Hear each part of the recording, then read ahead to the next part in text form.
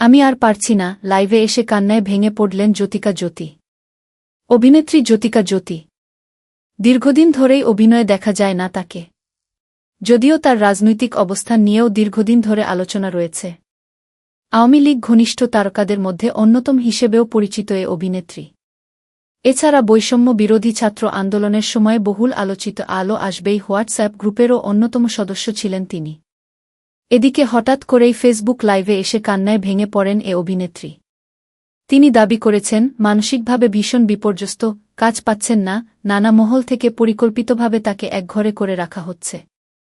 এমনকি আবেগাপ্লুত হয়ে তিনি বলেন, এই বাংলাদেশে জন্ম নিয়েই ভুল করেছি।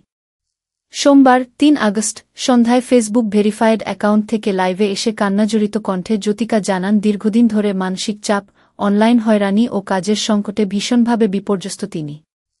আর এক পর্যায়ে এ অভিনেত্রী বলেন, আমি আর পারছি না। জ্যোতিকা শুরুতেই বলেন, নিজের কষ্ট ভাগ করে নেয়ার মতো কেউ নেই। তিনি বলেন, কোনো দুর্ঘটনার পর অনেক কথা বলি আমরা। কিন্তু যে মানুষটি এমন অবস্থার মধ্যে থাকে, তার কষ্ট শুধু তিনি নিজেই জানেন। আমি নিজেকে সবসময় শক্ত রাখার জন্য চেষ্টা করেছি, যা এখন আর পারছি না। তার দাবি, গত ২ বছর ধরে তেমন কোনো কাজ নেই তার। কিন্তু এই সময় নিয়মিত অনলাইন হয়রানি, কটূক্তি ও ব্যক্তিগত আক্রমণের শিকার হয়েছেন। আর্থিক সংকটের কথাও জানান। বলেন, অনেক সময় মা-বাবার কাছ থেকে সাহায্য নিতে হচ্ছে, যা তাকে অধিকতর মানসিকভাবে ভেঙে দিচ্ছে।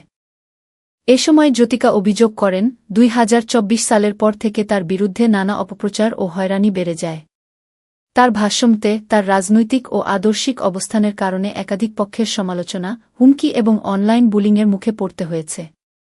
এমনকি তার বিরুদ্ধে মামলা হয়েছে বলেও দাবি করেন। তিনি বলেন, নিরাপত্তাজনিত কারণ দীর্ঘ সময় স্বাভাবিকভাবে চলাফেরা করতে পারেননি। নানা সময় তাকে নিয়ে বিভিন্ন ধরনের কুরুচিকর মন্তব্য ও ব্যক্তিগত আক্রমণ করা হয়েছে, যা তার জন্য খুবই কষ্টের। আর এসব ঘটনার প্রভাব তার পেশাগত জীবনে পড়ছে বলেও জানিয়েছেন জ্যোতিকা। এ অভিনেত্রীর দাবি, তাকে নিয়ে কাজ করতে এখন অনেকেই ভয় পান।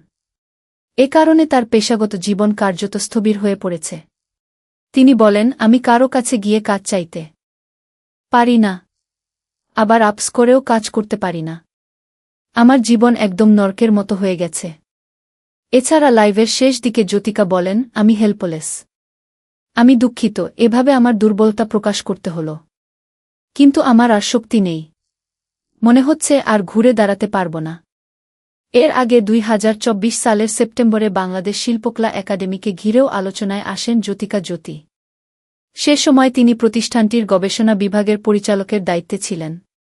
সামাজিক মাধ্যমে গুঞ্জন ছড়িয়ে পড়ে, তাকে অফিসকক্ষে আটকে রাখা হয়েছে।